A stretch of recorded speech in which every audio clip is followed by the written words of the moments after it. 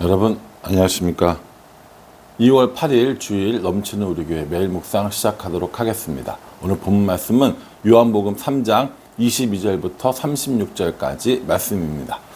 어제까지 우리가 살펴본 바는 이 니고데모와의 대화에서 예수님께서 우리에게 알려주신 영생과 구원에 관한 것들을 살펴봤단 말이에요. 오늘 나오는 본문에는 세례 요한이 나오는 겁니다. 세례 요한은 여전히 물 세례를 주는 사역을 하고 있었고, 그리고 이후로는 이제 감옥에 이제 잡혀가지고 더 이상 하지 못하게 되고, 예수님은 예수님 나름대로의 사역을 이어나가시고, 이런 상황인 거예요. 그러니까 지금 이 예수님의 사역과 세례 요한의 사역이 아주 잠깐 동안 겹치는 이런 상황이 되는 겁니다. 이 세례 요한이 여전히 세례를 베풀고 있고, 세례 요한의 제자들도 여전히 있고, 예수님도 이제 제자들과 함께 사역을 막 시작하고 있는 요 사이인 거죠. 근데 이제 어떤 일이 생기냐면, 세례 요한의 제자들이 이 예수님과 예수님의 제자들을 약간 시기하는 것 같은 이런 그 이야기가 나오는 겁니다. 한편 생각해보면 그럴 만도 해요. 왜냐하면 그 전까지만 해도 우리 선생님이 최고였거든요. 그렇죠. 세례 요한이 최고로 이렇게 인기가 있는 그런 랍비 선생님이셨는데, 이제 예수님이 딱 오시니까 사람들의 관심이 어디로 갑니까? 다 그쪽으로 쏠린 거예요. 심지어 세례 요한의 제자 중에서 예수님의 제자로 간 사람들도 있었단 말이죠. 이 부분은 이런 것들을 이해하고 보시면 좋을 것 같습니다. 23절에 요한도 살렘 가까운 에논에서 세례를 베푸니 거기 물이 많음이라 그러므로 사람들이 와서 세례를 받더라, 이렇게 얘기합니다. 세례를 받아요. 근데 제자들이 뭐라고 얘기했냐면 26절에 그들이 요한에게 가서 이르되 랍비여 선생님과 함께 요단강 건너편에 있더니 곧 선생님이 증언하시던 이가 세례를 베풀매 사람들이 다 그에게로 가더이다, 이렇게 얘기합니다. 요 말씀에 의하면 예수님께서도 세례를 주신 것 같아요. 뭐 얼마나 많은 사람에게 줬는지는 알 수 없지만 세례를 주신 것 같습니다. 그래서 이 예수님의 사역과 세례 요한의 사역이 겹치니까 세례 요한의 제자들이 좀 마음이 상했죠. 그래서 뭐라고 얘기했냐면 선생님과 함께 요단강 건너편에 있더니, 이렇게 합니다. 선생님과 함께 요단강 건너편에 있더니, 그리고 선생님이 증언하시더니, 이렇게 얘기하는 거죠. 여러분, 이거 뭡니까? 선생님이 우선권이 있지 않아요? 선생님 먼저 사역을 시작했잖아요, 라고 이야기하는 거죠. 그러니까 제가 볼 때는 약간 빈정이 상했습니다. 우리가 더 좋은데, 우리가 더 먼저인데, 우리가 더 잘하는데 갑자기 나타난 저 사람들이 우리의 인기를 다 가지고 가네, 이런 사람들을 다 데리고 가네, 이런 마음이 생겼다라는 것이죠. 여기에 이제 세례 요한이 뭐라고 답을 하냐면, 신랑이 결혼식을 하는데 신랑이 주인공이냐 아니면 신랑의 친구가 주인공이냐, 이런 이야기를 해요. 나는 그리스도도 아니고 나는 그 앞에 보냄받은 자인데 신랑이나 신랑이 중요하냐 신랑의 친구가 중요하냐라고 물어보면서 잔치집에서 정말 중요한 건 신랑이다라고 이야기하죠. 그리고 30절에 보면 그는 흥하여야 하겠고 나는 쇠하여야 하니라라고 이렇게 얘기합니다. 그는 흥하여야 하겠고 나는 쇠하여야 하리라. 예수님은 앞으로도 더 잘 돼야 되고 나는 이렇게 사라지고 소멸할 것이다, 그렇게 되어야 한다 라고 이렇게 말씀하고 있는 겁니다. 참 세례 요한의 이런 마음이 참 놀라운 것 같아요. 저는 이 세례 요한의 이 범주에 감히 들어가지도 못합니다. 그런 엄두도 못 낼 것 같아요. 왜냐하면 누군가가 뭔가 좀 잘 됐다고 그러고 좋다고 그러고 뭐 잘한다고 그러면 마음이 어때야 돼요? 와, 정말 좋겠다, 정말 잘 됐다, 이렇게 생각해야 되는데, 겉으로는 그렇게 하죠. 겉으로는 좋은 일이네, 잘 됐네 라고 얘기하지만 속으로는 어떤 마음이 드냐면, 너네들이 뭐 잘해봐야 뭐 우리가 더 잘하는데 뭐 이런 마음이 들거나, 혹은 아니 아무것도 아닌 거 가지고 괜히 막 저러고 있어 라고 하면서 깎아내리거나 이런 마음이 있을 것 같으세요? 없을 것 같으세요? 있더라고요. 저도 제 마음을 가만히 들여다보면 그런 마음이 들 때가 있습니다. 저 사람이 좋은 거를 가지고 있으면, 저 사람이 뭔가 성공을 했으면, 저 사람이 뭔가 잘 되면 축하하고 격려해주고 응원하고 잘했다고 하고 그런 마음이 있는 반면 한편으로는 부럽기도 하고 질투도 나고 시기도 나고 이런 마음도 분명히 존재한다는 제 마음속을 알게 되는 거죠. 부끄럽네요, 되게. 그런데 세례 요한은 그렇게 생각하지 않고 그는 흥하여야 하겠고 나는 쇠하여야 하리라 라고 이야기하면서 오히려 예수님을 더 높여드리는 이런 모습들을 보게 되는 것이죠.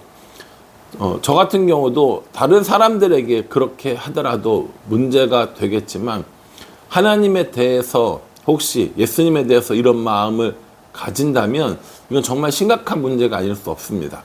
하나님보다 내가 좀 더 높아지고 싶은 거죠. 예수님보다 내가 더 인기를 얻고 싶은 겁니다. 예수님을 설교하면서 예수님을 이야기하면서 예수님에게보다 오히려 설교하는 나에게 더 관심을 갖게 한다면 그건 이 세례 요한의 말을 인용하자면 그는 쇠하여야 하겠고 나는 흥하여야 하리라 라고 말하는 것과 다를 바가 없다라는 것이죠. 설교의 중심, 교회의 중심, 우리들의 삶의 중심이 여전히 하나님 혹은 예수님이어야 하심에도 불구하고 그 자리에 내가 올라가고 싶은 거예요. 그래서 하나님보다 내가 더 인기가 있고 싶고 하나님보다 내가 더 능력 있는 것처럼 그렇게 보이려고 하는 그런 것들이죠. 간혹가다 한 번씩 이상한 이 정치적인 그런 상황에 교계에서 목소리를 내는 사람들이 있습니다. 그런 사람들이 하나님의 이름을 거들먹거리면서 이야기하는 것을 볼 때 정말 아연질색할 수밖에 없는데 하나님의 이름을 그렇게 이야기하는 것 자체가 하나님의 이름을 망령되이 일컫는 것이고요. 하나님보다 자신이 더 높고 인기가 있고 능력이 많음을 자랑하려고 하는 건 정말 성경적으로 올바른 일이 아니라고 저는 생각합니다. 세례 요한의 마음이 저의 마음이었으면 좋겠고 우리들의 마음이었으면 좋겠어요. 어떤 경우라도 우리가 앞서 내세워야 하는 건 예수님이시고요. 어떤 경우라도 우리의 영광을 받으실 분은 우리 하나님이십니다. 내가 아니라는 거예요. 우리가 아니라는 겁니다. 우리 교회가 아니라는 겁니다. 본질적으로 우리는 하나님께 예배하고 예수님 찬양하기 위해서 만들어진 살고 있는 그런 존재들이란 말이에요. 그런데 하나님께서 우리를 사랑하셨기 때문에 우리가 하나님과 교제하며 살 수 있는 거라는 거죠. 그런데 우리가 그 선을 넘어서 하나님보다 내가 더 높아지려고 하고 예수님보다 내가 더 영광을 받으려고 한다면 이건 분명히 잘못된 것이라는 겁니다. 세례 요한이 제자들에게 이렇게 이야기하고 난 다음에 세례 요한의 짧은 설교 같은 이야기가 나옵니다. 31절부터인데요. 이 31절부터에 보면은 세례 요한이 예수님을 뭐라고 이야기하냐면 31절에 위로부터 오시는 이는 만물 위에 계시고 땅에서 난 이는 땅에 속하여 땅에 속한 것을 말하느니라. 하늘로부터 오신 이는 만물 위에 계시나니 이렇게 얘기하면서 위로부터 오시니 그리고 하늘로부터 오시니 라고 이야기하고 34절에 보면 하나님이 보내시니 이렇게 이야기합니다. 위로부터 오시니 하늘로부터 오시니 하나님이 보내시니 이게 다 누굴 말하는 거라고요? 예수님을 이야기하는 거라고요. 그러니까 이 세례 요한은 예수님이 어떤 분인지 굉장히 명확하게 알고 있었던 거예요. 나랑 예수님이랑 라이벌 관계가 아니라는 거예요. 라이벌 구도로 누가 더 많은 사람에게 세례를 줬느냐, 누가 더 먼저 시작했느냐, 누가 더 능력 있느냐가 아니라 위로부터 오셨고 하늘로부터 오셨고 하나님으로부터 오셨기 때문에 내가 그분의 뒤를 따르고 내가 그분의 앞길을 예비하고 내가 그분의 신발끈 묶기에도 부족한 사람인 거지 나랑 경쟁할 상대가 아니다라는 것을 분명히 알고 있었다라는 것이죠. 그리고 이 세례 요한이 예수님에 대해서 분명히 더 뭐라고 얘기하냐면 36절에 아들을 믿는 자에게는 영생이 있고 아들에게 순종하지 아니하는 자는 영생을 보지 못하고 도리어 하나님의 진노가 그 위에 머물러 있느니라 이렇게 얘기합니다. 여기서 말하는 아들 누굴 말합니까? 예수님을 말하는 거잖아요. 예수님 믿는 사람들에게 뭐가 있다고요? 영생이 있고요. 예수님 믿지 않는 사람들에게는 진노가 있다고 하면서 예수님이 하나님의 아들이고 구원자이고 그리스도이고 메시아이고 지금까지 구약 성경에서 내내 이야기했던 우리가 기다렸던 그 구원자가 예수님이라는 것을 다시 한번 선언하고 있는 것입니다. 이런 거 생각을 해보면, 이런 거 생각해 보면 분명히 이 예수님을 사도 세례 요한은 구원자로 고백을 했어요. 그리스도와 메시아로 고백을 했다라는 겁니다. 제자들이 옆에서 살살살 마음을 긁는 걸지도 몰라요. 선생님, 저 사람이 더 인기 많은데요. 선생님, 저 사람에게 더 사람들이 많이 가는데요. 라고 하면서 마음을 살살 긁었을지 모르지만 이 세례 요한은 변함없이 예수님을 향해서 하나님의 아들이고 우리의 구원자라는 것을 선포하고 있습니다. 저는 이 말씀 묵상하면서 나는 누구보다 높아지려고 하는 마음은 없는지 한번 생각해 보게 됐고요. 내가 하나님보다 내가 더 영광을 받으려고 하는 삶의 행동들은 없는지 한번 생각해 보게 되었습니다. 오늘 주일이란 말이에요. 오늘 요한복음에 대해서 설교를 하려고 준비하고 있는데 이 요한복음을 설교하면서 제가 요한복음에 나타난 예수님에 대해서 요한복음을 나타난 하나님에 대해서 이야기하는 것이 아니라 그래서 내가 이걸 얼마나 잘 설교하고 잘 풀어내고 잘 적용하고 사람들이 얼마나 많은 은혜를 끼쳤는데 라고 생각한다면 저는 정말 바보가 되는 겁니다. 오늘 묵상하면서 세례 요한이 가지고 있었던 이 마음이 저에게도 있었으면 좋겠다는 생각을 했어요. 그래서 다른 사람들보다 높아지려고 하는 마음도 하나님께서 좀 사라지게 해주시고 하나님과 예수님을 이용해서 내가 더 높아지려고 하는 시도는 아예 머릿속에서 생각조차 없었으면 좋겠다라는 생각을 해보게 되었습니다. 그렇게 기도할 거고 저 스스로도 그것들을 염두에 두고 항상 마음에 두어야겠다라는 생각을 해봅니다. 누구보다 높다가 아니라 잘 되는 그 사람을 칭찬해주고 격려해주고 진심으로 박수를 쳐주는 연습도 계속해서 해나갈 거고요.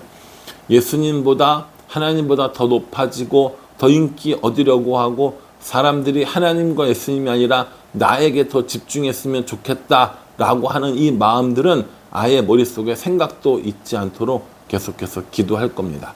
여러분들은 이 말씀 묵상하면서 어떤 생각들을 하셨나요?